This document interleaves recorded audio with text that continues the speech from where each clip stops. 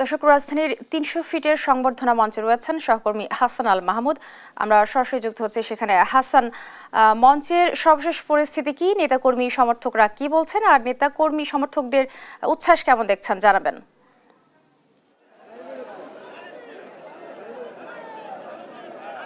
রিপা, ধন্যবাদ আপনাকে। আমরা সকাল থেকেই দেখছি যে বিভিন্ন পর্যায়ের বিএনপি নেতাকর্মী যারা তারা কিন্তু মঞ্চের সামনে আসছেন এবং পুরো এলাকায় আসলে কি হচ্ছে সেটি দেখার জন্য কিন্তু শত শত মানুষ কিন্তু এই মুহূর্তে আসছেন এবং তারা দেখছেন। এবং ইতিমধ্যে আমরা দেখেছি যে মঞ্চের যে নির্মাণ কাজ সেটি কিন্তু পুরোপুরি সম্পূর্ণ হয়েছে। এখন আনুষঙ্গিক যে ডেকোরেশনের কাজগুলো সেগুলো এই মুহূর্তে করছেন বিএনপির কর্মীরা এবং এই আয়োজক কর্মী যারা রয়েছেন তারা করছেন। একই সাথে সাউন্ড সিস্টেম, এলইডি স্ক্রিন লাগানোর কাজগুলো সেগুলো করছে।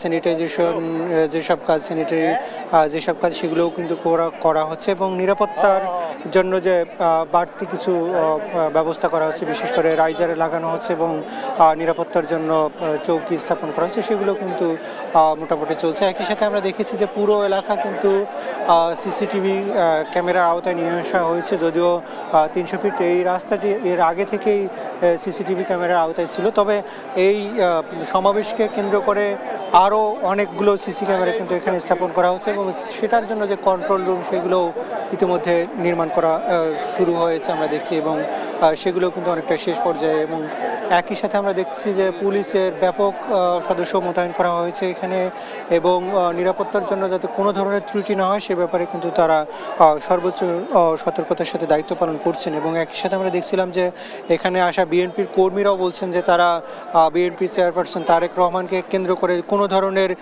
নিরাপত্তার ঝুঁকি যাতে তৈরি না হয় সে ব্যাপারে তারা সর্বোচ্চ চেষ্টাটুকু করবেন এবং সেখানে সরকারের পক্ষ থেকেও তার নিরাপত্তার ব্যাপারে সর্বোচ্চ দায়িত্বশীলতার পরিচয় দিবে এমনটাই কিন্তু তারা প্রত্যাশা করছেন। এবং আগামীকালকের যে সমাবেশ সেখানে অন্তত কয়েক লক্ষ মানুষ যে আসবে সেটি কিন্তু নিশ্চিত করে বলা যাচ্ছে, যেহেতু দেশের বিভিন্ন প্রান্ত থেকে বিএনপির কর্মীরা ইতিমধ্যে আসতে শুরু করছে। বাস, লঞ্চ, ট্রেনে কিন্তু এই নেতাকর্মীরা এখন ঢাকায় রওনা দিয়েছেন এবং অনেকেই কিন্তু 2 দিন আগে থেকেই ঢাকায় এসে অবস্থান করছেন এবং যেসব নেতাকর্মী আজকে আসবে তাদের আপ্যায়ন সহ আনুষঙ্গিক যেসব আনুষ্ঠানিকতা থাকবে তাদের জন্য সেগুলো কিন্তু এখন করছেন এবং পুরোপুরি এখন বিএনপির সমাবেশ প্রস্তুত। এবং আগামীকালকে 12:30 নাগাদ যখন তারেক রহমান দেশে আসবেন তার যে সংবর্ধনা সমাবেশ সেটির জন্য কিন্তু এখন বিএনপির কর্মীরা পুরোপুরি প্রস্তুত রয়েছে। তো এই ছিল আমার কাছে এখান থেকে সবশেষ পরিস্থিতি।